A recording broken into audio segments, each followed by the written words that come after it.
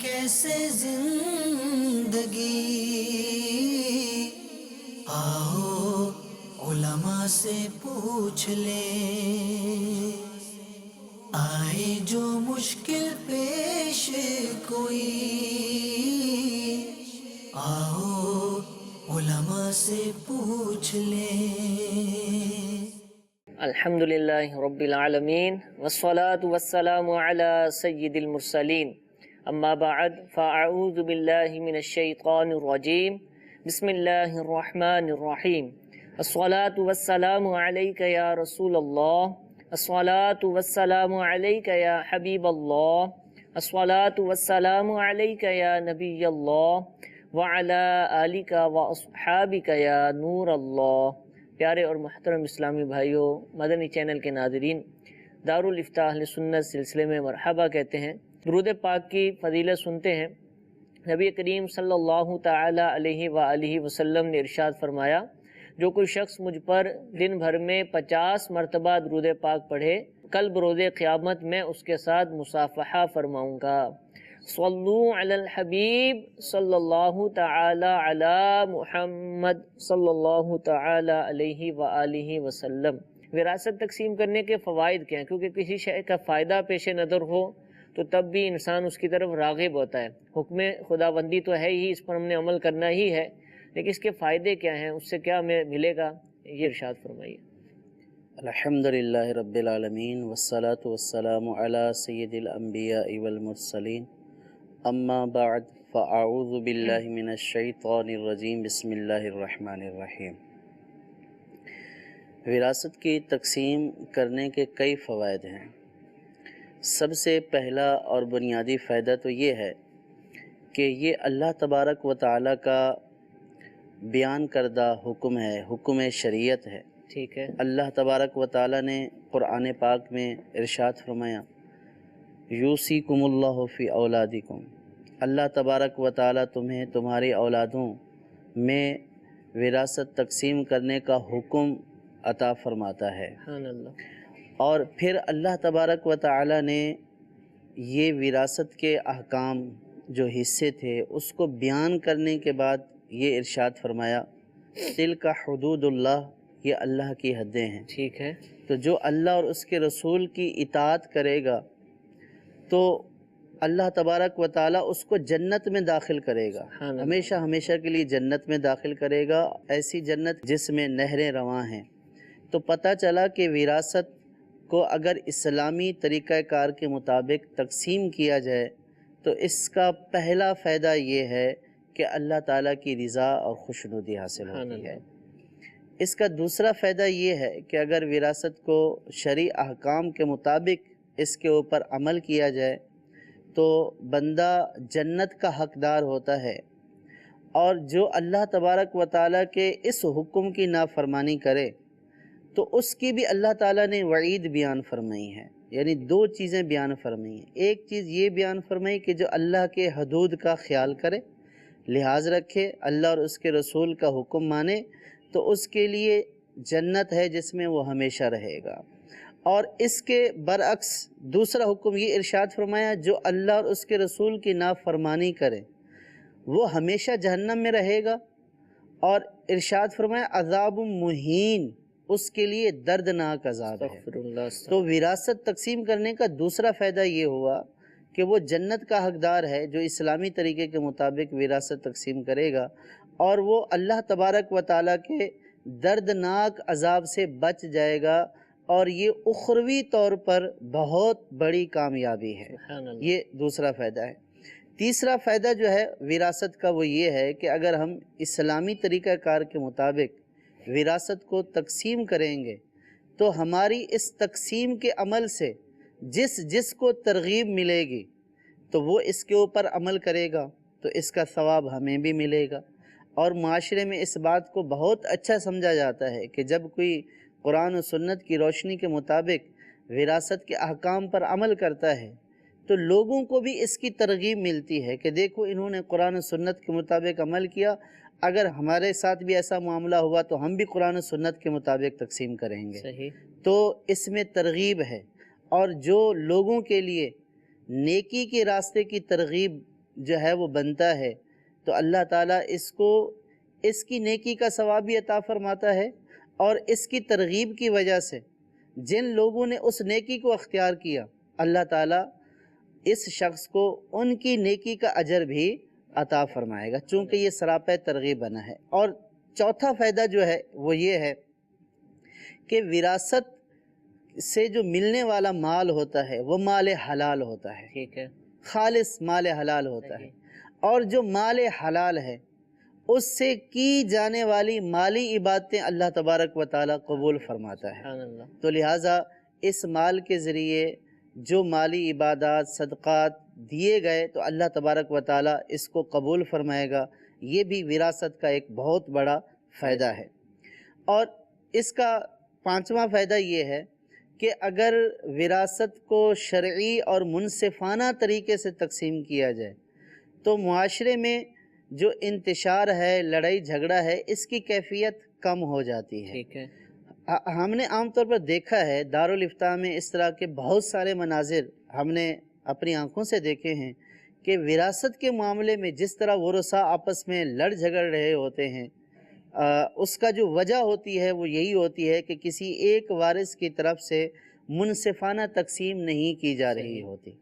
تو جب منصفانہ تقسیم ہوگی تو معاشرے میں امن قائم ہوگا۔ ٹھیک ہے، تو معاشرے کی جو بے امنی بے چینی کا ایک سبب یہ بھی ہے، بالخصوص خاندانوں میں لڑائی جھگڑے کا ایک بہت بڑا سبب جو ہے وہ وراثت ہوتی ہے کہ کسی وارث کو اس کا میراث کا حصہ نہ دینا، یا رلا کر دینا، یا جو ہے وہ بار بار کے تقاضے کے باوجود بھی اس کے اوپر توجہ نہ دینا، کمی کر دیتے ہیں، یہاں تک کہ یہ معاملہ قتل و غارت گری تک لے کر جاتا ہے۔ تو اگر منصفانہ طور پر شرعی اصولوں کے مطابق تقسیم کریں گے تو اس طرح کے لڑائی جھگڑوں سے ہم بچ جائیں گے۔ انشاءاللہ، اور اس کا ایک اور فائدہ یہ ہے کہ اگر وراثت کو اس کے شرعی اصولوں کے مطابق تقسیم کریں گے تو وہ کمزور، ضعیف، بوڑھے، بچے کہ جن کا حق عام طور پر دبایا جاتا ہے یا جن کے حق کی پرواہ نہیں کی جاتی تو ان کو حق ملے گا اور ان کی دعائیں حاصل کریں گے۔ انشاءاللہ، تو مظلوم کی جو بد دعا ہے یہ بھی بہت اثر رکھتی ہے، کسی کمزور کی، غریب کی دعا دے دینا کسی کو، یہ بھی بہت اثر رکھتی ہے۔ دیکھیے کہ جو وراثت کے احکام قرآن پاک میں بیان کیے گئے، اگر اس کے ہم پس منظر کو دیکھیں تو اس کا پس منظر یہ ہے کہ نبی کریم صلی اللہ تعالیٰ علیہ وسلم کی بعثت سے پہلے جو وراثت سے متعلق معاملات تھے ان کا خیال نہیں رکھا جاتا تھا۔ ٹھیک ہے، لوگ جو ہے وہ عورتوں کا حق کھا جاتے تھے، چھوٹے نابالغ بچوں کا حق کھا جاتے تھے، جو کمزور ہوتے تھے ان کے حق کو دبا لیتے تھے۔ تو اب اگر ہم جو ہے وہ نابالغ بچے کا حق دیں، کمزور یعنی جو بظاہر کمزور ہیں یعنی عورتیں، بوڑھیاں، ان کا حق دیں، تو جب ان کو ان کا حق ملے گا اور صحیح اور شرعی طریقے سے ملے گا اور پورا ملے گا، ان کی جو دعا ہوگی ہمارے لیے، یہ دعا ہماری دنیا اور آخرت کی بہتری کا سبب بن جائے گی۔ تو یہ کچھ فوائد ہیں کہ اگر جو ہے وہ ہم وراثت کو اس کے شرعی اصولوں کے مطابق تقسیم کریں تو ان فوائد کے حقدار ہو جائیں گے۔ اور پھر ایک فائدہ یہ بھی ہے کہ غصب کرنا یعنی کسی کا حق مارنا، چھین لینا، تو یہ بھی ایک بہت بڑا گناہ ہے۔ تو جو وراثت دے دے گا تو اس کا شمار غاصبوں میں سے نہیں ہوگا بلکہ امانت دار لوگوں میں سے ہوگا، اور لوگ بھی اس کی تحسین کریں گے اور اس کی اچھی شہرت ہوگی کہ دیکھیے کہ اس کے پاس اپنے ورثاء کا حصہ تھا، یہ گھر کا بڑا تھا، یہ امین تھا، اور اس نے جو ہے وہ نیک دلی کے ساتھ اور اچھے طریقے سے اپنے ورثاء کو خوش کر دیا، اور جتنا جس کا حصہ بنتا تھا بغیر اپنے ماتھے کے اوپر کوئی شکن ڈالے اپنے ورثاء کو ان کا حصہ پہنچا دیا۔ تو یہ بھی بندے کا معاشرے میں امانت دار مشہور ہونا اور نیکوکار مشہور ہونا، یہ بھی اللہ تبارک و تعالیٰ کا انعام ہے۔ اور بندے کا معاشرے میں غاصب، فاسق و فاجر اور برا مشہور ہونا، یہ اللہ تبارک و تعالیٰ کا ایک طرح کا عذاب ہے کہ بندے کی دنیا کے اندر غلط شہرت ہو، تو اس سے بھی بندہ بچے گا اور نیک شہرت حاصل کرنے میں کامیاب ہو. اور یہ مشہور ہو بھی جاتے ہیں، اگر کسی کا حق مارتے ہیں تو وہ لوگ بات تو کر رہے ہوتے ہیں، خاندان کے افراد میں بات ہو رہی ہوتی ہے، تو بظاہر تو وہ آپس میں بول چال ہوتی ہے لیکن لوگ برا ہی سمجھ رہے ہوتے ہیں. جی، جو اس طرح کرتا ہے جی جی تو اس کا یہی ہے کہ لوگ یا تو اس کے منہ پر اس کے ظلم کی وجہ سے، جی جی یا اس کی کوئی ظاہری وضع قطع مالداری ایسی ہوتی ہے کہ جس کی وجہ سے لوگ رہتے ہیں. خاموش رہتے ہیں، لیکن پیٹھ پیچھے لوگ اس کو برا ہی بولتے ہیں، برا ہی سمجھتے ہیں، اگرچہ کہ اس کی وضع قطع دینی ہو، لیکن اس کے باوجود بھی لوگ کہتے ہیں کہ دیکھو حلیہ اس نے ایسا بنایا ہوا ہے، لیکن شرعی احکام کے اوپر عمل کرنے میں اس کا معاملہ یہ ہے. تو جب آپ اللہ تعالیٰ کے حکم پر عمل کریں گے تو اللہ کی رحمتوں کا نزول ہوگا. آپ اللہ تبارک و تعالیٰ کی جب رحمتوں کا نزول ہوگا، اچھی شہرت ہوگی. اگر دنیا میں لوگوں نے نیک کہا تو پھر اللہ سے امید رکھنی چاہیے کہ قبر میں بھی اللہ تعالیٰ نیکوں والا معاملہ ہی فرمائے گا. سبحان اللہ. فوائد کی ایک لسٹ ہے جو مفتی صاحب نے ہمارے سامنے بیان فرمائی، غور کریں تو انشاءاللہ عز و جل اللہ تعالیٰ ہمیں توفیق دے. جن جن کا یہ معاملہ ہے کہ جن کو وراثت تقسیم کرنی ہے تو یہ فوائد پیش نظر ہوں گے، حکم خداوندی پیش نظر ہوگا، تو انشاءاللہ اللہ تعالیٰ ان کو رائے حق کی بھی توفیق عطا فرمائے گا. فوائد کے ساتھ ساتھ اگر نقصانات بھی سامنے ہوں تو اس سے بھی انسان جو ہے اس چیز کو اچھے انداز سے کرنے میں کامیاب ہوتا ہے، جس سے رکنا ہوتا ہے رک جاتا ہے. تو وہ بھی انشاءاللہ مفتی صاحب سے ہم نقصانات بھی پوچھیں گے، لیکن کچھ کالز بھی ہمارے پاس موجود ہیں. پہلی کال سلسلے میں شامل کرتے ہیں. یہ چلائیے. سوال یہ پوچھنا تھا کہ میرے جو نانا جان تھے انہوں نے اپنی مطلب حیات میں ہی جو وراثت تھی وہ جو میری والدہ صاحبہ کو آنی تھی انہوں نے اپنی زندگی میں ہی ہمارے ماموں جان کے نام کروا دی تھی. جو حصہ صحیح ان کا بنتا تھا وہ دیا نہیں ان کو پورا. ان کی تو خیر ڈیتھ ہو گئی، تو اب جو ہمارے ماموں جان ہیں کیا ان کا مطلب شرعی طور پر یہ حق ہے کہ وہ جو نانا جان نے حصہ پورا نہیں دیا تھا کہ وہ ان کو واپس کریں؟ مطلب وہ گنہگار ہوں گے اگر وہ حصہ واپس نہیں کرتے تو؟ جی حضور. اس مسئلے میں تفصیل ہے. تفصیل یہ ہے کہ پہلی بات تو یہ ہے کہ وراثت مرنے کے بعد ہوتی ہے. ٹھیک ہے. یعنی جو ہم ڈسکس کر رہے ہیں وراثت میراث، اس کا تعلق انسان کے مرنے کے بعد ہے. صحیح. کہ انسان کے مرنے کے بعد جو اس کا مال ہوتا ہے وہ ترکہ اور میراث قرار پاتا ہے. ٹھیک ہے. جو زندگی میں بندہ دے دیتا ہے وہ در حقیقت وراثت نہیں ہوتی بلکہ وہ تحفہ ہوتا ہے. صحیح. تو اب اگر والدین اپنی زندگی میں اپنی اولاد میں تقسیم کر دیں یا کسی ایک بھی جو ہے وہ اپنے بچے کو دے دیں تو یہ والدین کی طرف سے تحفہ قرار پائے گا. ٹھیک ہے. اب اس میں دوسرا معاملہ ہوتا ہے نام کرانا، کہ جگہ کسی کے نام کرا دی، تو نام کرانا یہ تحفہ دینا ہی ہوتا ہے. ٹھیک ہے. تحفے کی شرائط میں سے ایک شرط یہ ہے کہ اگر وہ جو جگہ کسی کو دی جا رہی ہے یعنی ہبہ اور تحفہ کی جا رہی ہے، گفٹ کی جا رہی ہے، تو اس جگہ کا متعین ہونا.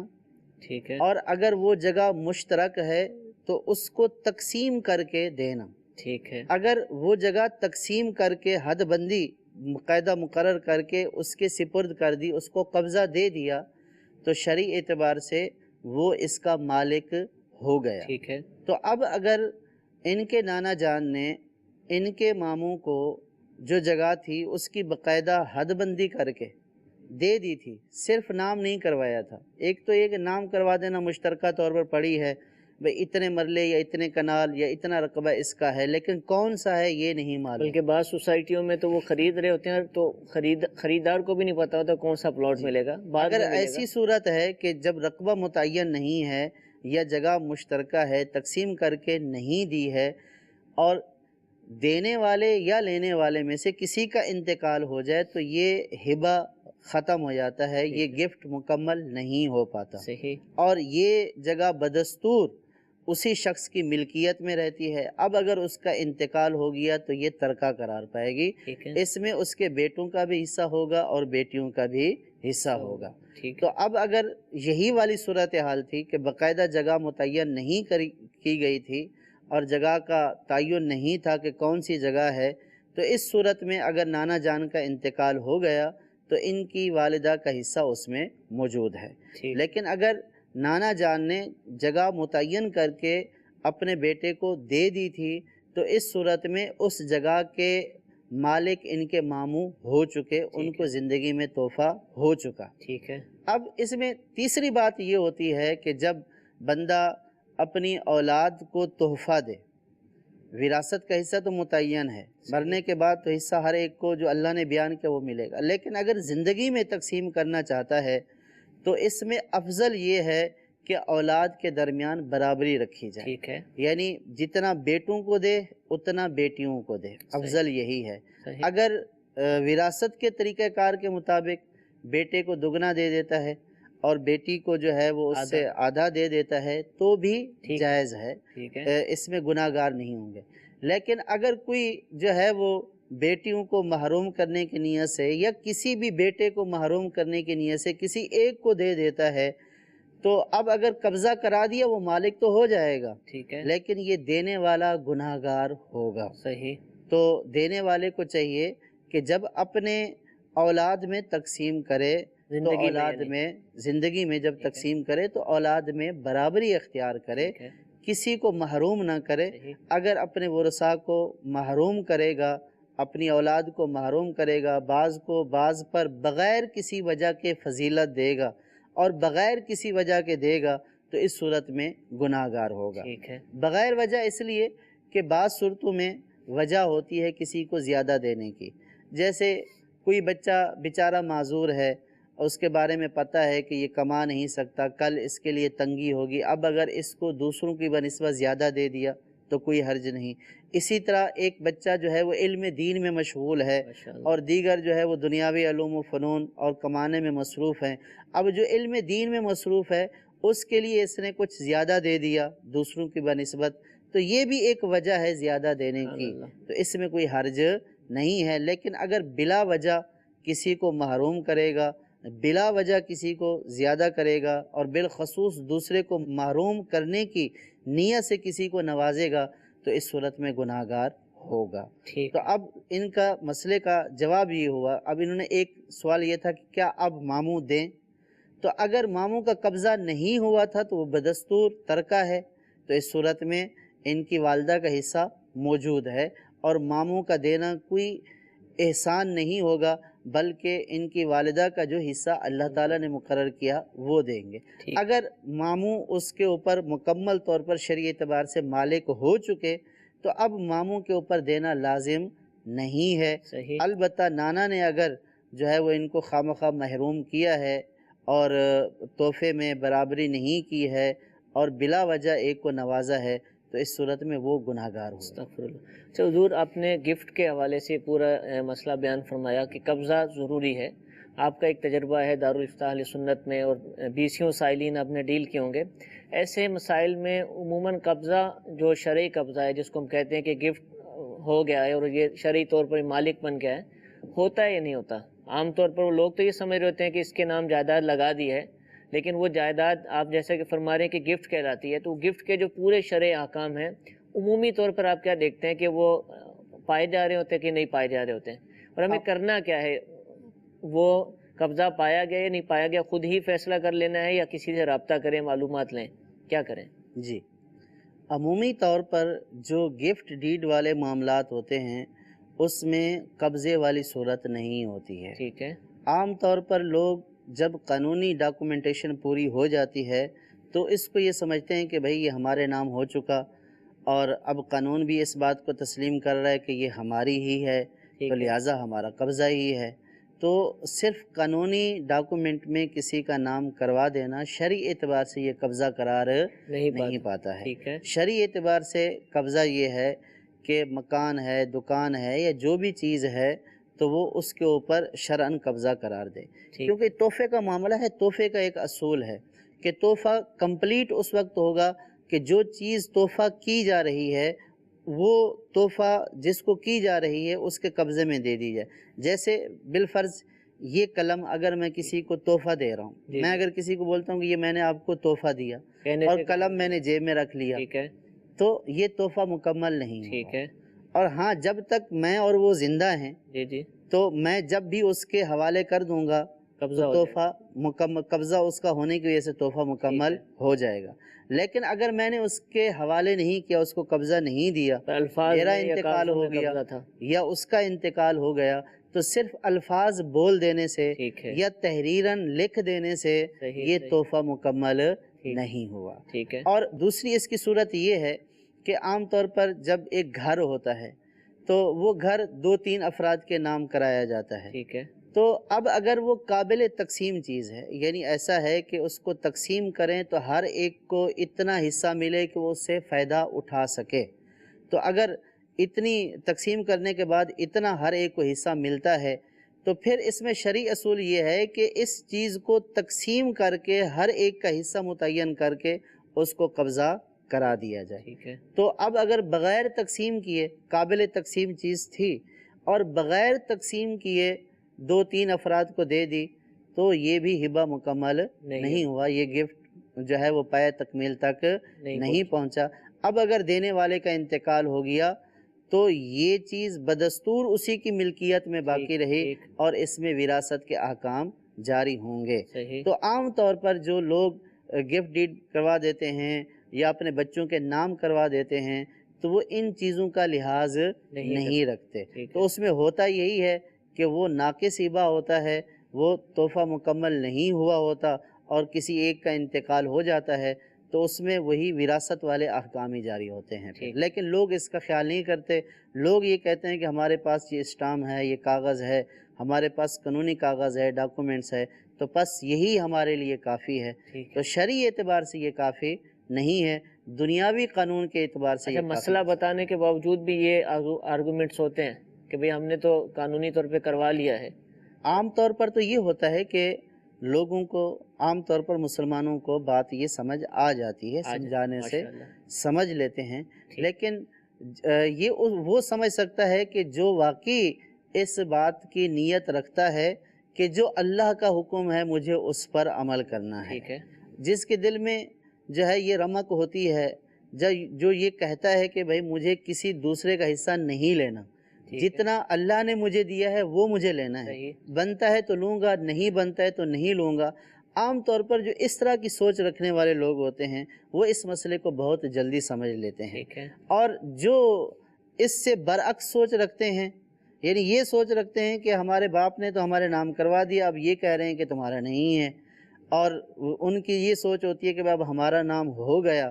اور بعض تو ایسے بھی ہوتے ہیں کہ جو اپنے بوڑھے والدین کو دوسرے ورثاء کو بتائے بغیر جاتے ہیں کورٹ کچہری میں جو ہے انگوٹھا لگوا لیتے ہیں اور جو ہے والدین کو بتائے بغیر جو ہے سائن کروا لیتے ہیں۔ تو جو اس طرح کی کیٹیگری کے لوگ ہیں کہ جو والدین کی زندگی میں دوسرے ورثاء کی موجودگی میں ان کو دھوکہ دے کر، ان کو پردے میں رکھ کر اس طرح کا کام کرواتے ہیں، ظاہر ہے کہ ان کے لیے یہ ایک تکلیف ہوتی ہے، تکلیف دہ عمل ہوتا ہے، تو وہ اس بات کے اوپر بفر جاتے ہیں کہ یہ کیسے ہو گیا کہ جب ہمارے نام ہو گیا تو اب ہماری ہو گئی۔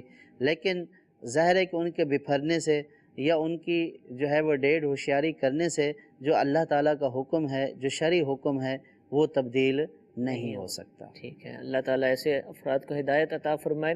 ایک اور کال سلسلے میں شامل کرتے ہیں۔ جی میرا سوال یہ ہے کہ میرے والد صاحب فوت ہو چکے ہیں اور میرے والد کی 5 بہنیں ہیں، اور وراثت میں ان کو کتنا حصہ ملے گا، اور ہم بھائیوں پر پھوپھیوں کو حصہ دینا ضروری ہے، فرض ہے، یا میرے والد صاحب کو دینا چاہیے تھا؟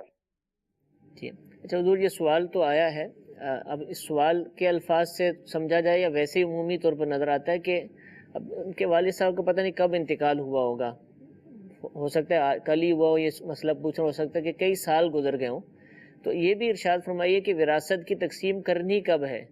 کوئی لڑائی جھگڑا ہو جائے، خاندانوں میں آپس میں پھوٹ پڑے، کوئی مطالبہ کرے، اس وقت کرنی ہے، یا اس کا بھی کوئی شریعت نے وقت مقرر کیا ہے؟ اور یہ جو سوال پوچھ رہے ہیں اس کا بھی جواب دیجیے۔ سب سے پہلے تو یہ بات ہے کہ ان کے ذہن میں ایک کنفیوژن ہے کہ جیسے بہنیں ہیں، بھائی ہیں، بیٹے ہیں، تو مختلف رشتہ دار ہیں اور قریبی رشتہ دار ہیں، ٹھیک ہے، تو ہر ایک رشتہ دار کا ہر صورت میں حصہ نہیں بنتا ہے۔ ٹھیک ہے، اللہ تبارک و تعالیٰ نے جو احکام مقرر فرمائے ہیں، جو بیان فرمائے ہیں، اس میں ایک ہوتے ہیں ذوی الفرائض، تو ذوی الفرائض کو پہلے حصہ دیا جاتا ہے، اور وہ جو بیان کیے گئے ہیں تقریباً 12 کے قریب ہیں، ان کو پہلے حصہ دیا جاتا ہے۔ اب اگر کسی شخص کا انتقال ہوا اس کے بیٹے موجود ہیں تو اب اس صورت میں اس کی بہنوں کو حصہ نہیں جائے گا، ٹھیک ہے، اور اس کے بیٹے بیٹیاں ہیں تو وہ اسی میں تقسیم ہو جائے گا۔ صحیح، اور عام طور پر ورثاء کا تعین جو ہے وہ ایسے ہی کسی کی بات سن کر نہیں کیا جائے گا کہ یوں ہے یوں ہے، کیونکہ لوگ ورثاء کے تعین کے سلسلے میں غلطی کرتے ہیں۔ ٹھیک ہے، جو حقدار نہیں ہو رہا ہوتا اس کو حقدار سمجھ رہے ہوتے ہیں، اور جو حقدار ہوتا ہے اس کو حقدار نہیں سمجھ رہے ہوتے۔ جیسے اگر بالفرض اسی مثال کو لے لیں کہ اگر میت کی اپنی اولاد موجود ہے، یعنی بیٹے اور بیٹیاں دونوں موجود ہیں، ٹھیک ہے، تو اس صورت میں اس کی بہنوں کو، اس کے بھائیوں کو، مرنے والے کے بہنوں کو، مرنے والے کے بھائیوں کو حصہ نہیں ملے گا۔ ٹھیک ہے، لیکن اگر مرنے والے کے والدین زندہ ہیں، یعنی اس کا ماں باپ میں سے کوئی زندہ ہے یا دونوں زندہ ہیں، ان کو حصہ ملے گا۔ ٹھیک ہے، لیکن عام طور پر لوگ یہ سمجھ رہے ہوتے ہیں کہ ہمارے والد کا انتقال ہو گیا، پوچھ رہے ہوتے ہیں ہمارے والد کا انتقال ہو گیا، ہم اتنے بھائی بہن ہیں، کتنا حصہ بنے گا؟ تو یہ تفصیل پوری نہیں ہے۔ تو جو وراثت کے حکام جانتا دادا ہے دادی کا بھی بتانا تو پڑے، وہ پھر یہ بھی پوچھے گا کہ ٹھیک ہے آپ کے بہن بھائی تو ہیں، آپ کے والد کا انتقال ہو گیا، کیا آپ کے والد کے والدین میں سے بھی کوئی زندہ تھا یا نہیں؟ ٹھیک ہے، اسی طرح دادا دادی میں کوئی جو ہے وہ زندہ تھا یا نہیں؟ تو یہ ایک پوری تفصیل ہوتی ہے۔ صحیح، تو اس وقت جو ہے وہ تعین کیا جاتا ہے کہ کس کو حصہ ملے گا، کس کو حصہ نہیں ملے گا۔ ٹھیک، تو اس کو یہاں پہ یوں بیان نہیں کیا جا سکتا، یہ تو پوچھنے والے سے پوری ڈیٹیل لینے کے بعد ٹھیک ہے، پھر تعین کیا جاتا ہے کہ ہاں یہ ہیں، ان میں سے ان کو ملے گا اور ان کو نہیں ملے گا۔ ٹھیک ہے، تو بہنیں جیسے بعض اوقات حصے دار ہو بھی جاتی ہیں، صحیح، لیکن بعض اوقات جیسے میت کی اپنی اولاد موجود ہے، یعنی بیٹے موجود ہیں، تو بہنیں محروم ہو جاتی ہیں۔ صحیح، صحیح، اسی طرح میت کے جو بھائی ہیں، مرنے والے کے جو بھائی ہیں، اور یہ بھی حصے دار بنتے ہیں، بعض صورتوں میں، بعض صورتوں میں حصے دار بنتے ہیں اور بعض صورتوں میں ان کو حصہ نہیں ملتا ہے۔ تو یہ جو صورتیں ہیں یہ در حقیقت ورثاء کی، مختلف ورثاء کی موجودگی کے اوپر ان کا انحصار ہوتا ہے کہ کون موجود ہے تو نہیں ملے گا اور کون موجود نہیں ہے تو ملے گا۔ یہ پوری صورتحال جو ہے وہ جاننے کے بعد ہی بتایا جا سکتا ٹھیک ہے۔ ان کو اور جتنے بھی سائلین اس طرح کے آ رہے ہیں ان کو مفتی صاحب سے دارالفتاء اہل سنت میں رابطہ ہی کرنا چاہیے، جی پوری تفصیل بتا کر جب مسئلہ پوچھیں گے تو آپ کی جو مخصوص صورت ہے انشاءاللہ اس کا جواب بھی مل جائے گا۔ الحمدللہ دارالفتاء اہل سنت کی پاکستان کے مختلف شہروں میں الحمدللہ شاخیں موجود ہیں۔ باب المدینہ کراچی کے اندر 5 مقامات پر الحمدللہ دارالفتاء اہل سنت ہے۔ کراچی بھر کے مسلمان ان مقامات پر آ سکتے ہیں، رابطہ کر سکتے ہیں۔ حیدرآباد زمزم نگر فیضان مدینہ جو ہے حیدرآباد کا آفندی ٹاؤن کے اندر، وہاں پر بھی دارالفتاء اہل سنت اس کے قریب موجود ہے۔ اسی طرح مرکز الاولیاء لاہور، اس کی جو داتا دربار مارکیٹ ہے جہاں مکتبۃ المدینہ ہے، مشہور جگہ ہے، وہاں پر بھی دارالفتاء اہل سنت ہے۔ اچھرا کا مقام ہے لطیف پلازہ اچھرا مارکیٹ کے اندر، وہاں بھی دارالفتاء اہل سنت موجود ہے۔ اسی طرح سردار آباد یعنی فیصل آباد کے اندر زینب مسجد ہے، مدینہ ٹاؤن کے اندر جو فیضان مدینہ ہے سردار آباد اس کے قریب ہی ہے، وہاں پر بھی دارالفتاء اہل سنت موجود ہے۔ گلزار طیبہ میں نوری گیٹ غالباً جگہ ہے، چوک ہی ہے بالکل بازار، وہاں پر دارالفتاء اہل سنت موجود ہے۔ راول پنڈی کے اندر بھی دارالفتاء موجود ہے صدر کے علاقے میں۔ تو ان تمام جگہوں پر آپ جا کر اپنے مسائل بیان کر سکتے ہیں، مفتیان کرام سے رابطہ کر سکتے ہیں۔ عموماً جو دارالفتاء اہل سنت میں حاضری کے اوقات ہوتے ہیں وہ صبح 10 بجے سے شام 4 بجے تک ہوتے ہیں۔ بعض دارالفتاء کچھ تاخیر سے کھلتے ہیں، رمضان میں یہ اوقات مختلف ہیں، لیکن آپ کسی بھی دن جا کر ان جگہوں پر رابطہ کریں، انشاءاللہ آپ کی رہنمائی کی جائے گی۔ دور نقصانات بھی اگر ارشاد فرما دیں پھر مزید سوالات لیں گے۔ جو فوائد بیان کیے گئے اگر ان کا برعکس کر دیا جائے تو وہ نقصان ہے۔ جیسے جو شرعی طریقے سے اسلامی اصولوں کے مطابق وراثت کو تقسیم نہ کرے تو وہ اللہ اور اس کے رسول صلی اللہ تعالیٰ علیہ وسلم کی نافرمانی کرنے والا ہے، اور ایسے شخص کے بارے میں اللہ تبارک و تعالیٰ نے یہ ارشاد فرمایا کہ یہ جہنم میں جائے گا، جہنم کے عذاب کا مستحق ہے، اور اللہ تعالیٰ نے اس کے لیے دردناک ذلت والا عذاب تیار کر رکھا ہے۔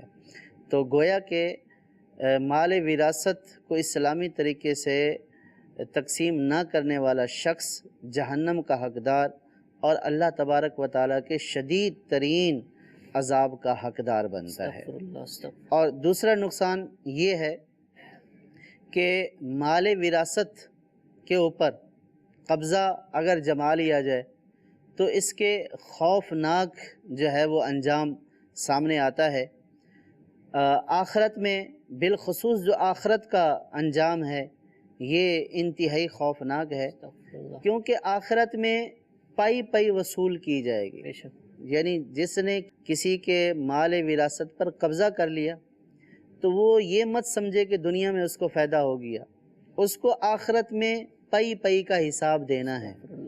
اور حدیث پاک میں آیا، نبی کریم صلی اللہ تعالیٰ علیہ وسلم نے فرمایا کہ جس کا دینا ہے، جس کے اوپر حق بنتا ہے اور دینا ہے اس نے، تو اس کو چاہیے کہ دنیا میں ادا کر دے۔ آخرت میں درہم اور دینار نہیں ہوں گے، آخرت میں روپیہ اور پیسہ نہیں ہوگا کہ جس سے حق ادا کیا جائے۔ آخرت میں جو حق کی ادائیگی ہے وہ نیکیوں کے ذریعے سے ہوگی۔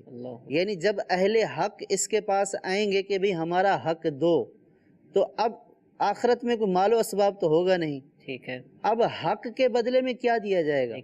اب حق کے بدلے میں اس شخص کی نیکیاں دے دی جائیں گی، دین نیکیوں سے ہوگا۔ اور جس کی نیکیاں نہیں ہیں، جس کی نیکیاں نہیں ہوں گی پہلے تو نیکیاں دے دی جائیں گی کہ بھئی اس کی نیکیاں لے جاؤ، اور اگر اس کی نیکیاں ختم ہو گئیں یا ہوئی نہیں تو پھر اس کے گناہ اس کے اوپر ڈال دیے جائیں گے۔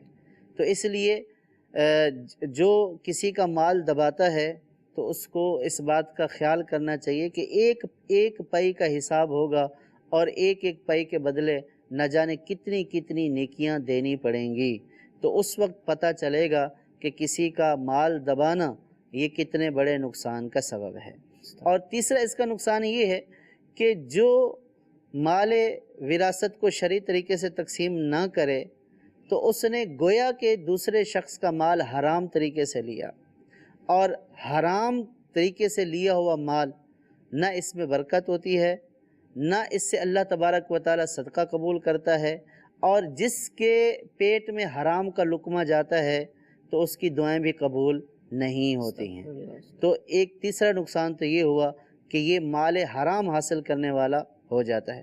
چوتھا نقصان یہ ہے کہ یہ غاصب بن جاتا ہے، دوسرے کا مال چھیننے والا ہو جاتا ہے، اور جو غاصب ہے وہ عذاب جہنم کا مستحق ہے۔ اور پانچواں اس کا نقصان یہ ہے کہ مال وراثت مکمل طور پر پراپر طور پر شرعی اصولوں کے مطابق تقسیم نہ کرنے کی وجہ سے آپس میں دشمنیاں پیدا ہوتی ہیں، لڑائی جھگڑے ہوتے ہیں، نوبت قتل و غارت گری تک پہنچ جاتی ہے، آپس میں حسد پیدا ہوتا ہے، اور پھر یہ جو دشمنی ہوتی ہے یہ نسل در نسل چلتی ہے۔ تو اب مال وراثت دبانے والا، شرعی طریقے سے تقسیم نہ کرنے والا یہ بات یعنی کہ اس کے اوپر غور کر لے کہ وہ کس چیز کی بنیاد رکھ کر جا رہا ہے۔ وہ جو نسلوں کی دشمنی کی بنیاد ہے وہ اس کا بیج بو کر جا رہا ہے۔ تو ایسی چیز کا بیج بو کر جانا کہ جس کی وجہ سے ہمیشہ کے لیے دشمنیاں چلتی رہیں، ہمیشہ کے لیے قتل و غارت گری ہوتی رہے، تو گویا اس تمام گناہوں کی جو بنیاد رکھ کر گیا ہے، تو جب تک یہ اس وجہ سے گناہ ہوتے رہیں گے تو ان کو تو گناہ ملے گا، جو اس طرح کریں گے ان سب کا گناہ اس شخص کو بھی ملے گا۔ تو وراثت تقسیم نہ کرنے والا گویا کہ برائیوں کا بیج بو کر جا رہا ہے، اور انسان کو برائیوں کا بیج نہیں بونا چاہیے، انسان کو نیکیوں کا بیج صدقہ جاریہ والے کام کرنے چاہیے، صدقہ جاریہ والے کرنے چاہیے۔ کہیں ایسا نہ ہو کہ قبر میں بھی اس کو صرف اس برائی کی وجہ سے عذاب ہو رہا ہو کہ تو جو برائی کا بیج بو کر آیا اس کا ایک سلسلہ گناہوں کا جاری ہو گیا۔ تو مسلمان صدقہ جاریہ والے کام کرے، گناہ جاریہ والے کام نہ کرے۔ تو جو تقسیم نہیں کرے گا، غصب کرے گا، گویا کہ وہ گناہ جاریہ کا سبب بھی بنتا ہے۔ اور ایک سب سے بڑی بات یہ ہے کہ جب کسی کا مال دبایا جائے گا تو ظاہر ہے وہ مظلوم ہے اور بیچارہ کمزور ہے، تو وہ بد دعا کرے گا، اور مظلوم کی بد دعا کے بارے میں حدیث پاک میں آیا کہ اللہ تبارک و تعالی مظلوم کی بد دعا کو آسمانوں کے اوپر سے اٹھا لیتا ہے، یعنی مظلوم کی جو بد دعا ہے یہ فوراً مقام قبولیت کو پہنچتی ہے۔ تو اس طرح کے شخص عام طور پر دیکھا بھی یہی گیا ہے کہ جو اپنے ورثاء کا حصہ کھا جاتے ہیں یہ کبھی سکھی نہیں رہتے۔ یہ بظاہر تو یہ سمجھتے ہیں کہ ہمیں کروڑوں مل جائیں گے، لاکھوں مل جائیں گے، ہمارا یہ کام نکل جائے گا، ہمارا یہ کاروبار شروع ہو جائے گا، لیکن ایسے مال میں کبھی بھی برکت نہیں ہوتی، اور یہ مال ان کی بربادی کا سبب بنے گا، ان کی آبادی کا سبب نہیں بنے گا۔ تو یہ سارے مال وراثت کو اسلامی طریقے کے مطابق نہ تقسیم کرنے کے نقصانات ہیں۔ اللہ تعالی ہم سب کو جو کوئی مفتی صاحب نے ارشاد فرمایا ان باتوں پر غور کرنے کی توفیق عطا فرمائے۔ معاشرے کا ایک بہت بڑا طبقہ ہے کہ جو معاذ اللہ مال وراثت میں خیانت کا مرتکب ہوتا ہے، تو جو مدنی پھول مفتی صاحب نے آج کے سلسلے میں ارشاد فرمائے تو یہ پیش نظر رہیں گے، تو انشاءاللہ حکم خداوندی پر، دین کے احکام پر عمل کرنے کا جذبہ نصیب ہوگا۔ اللہ تعالی ہم سب کو توفیق عطا فرمائے، آمین بجاہ النبی الامین۔ صلو علی الحبیب صلی اللہ تعالی علی محمد صلی اللہ علیہ وسلم۔ گزارے کیسے زندگی،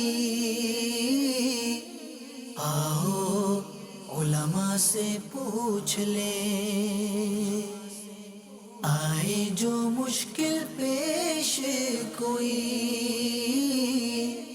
آؤ علماء سے پوچھ لیں۔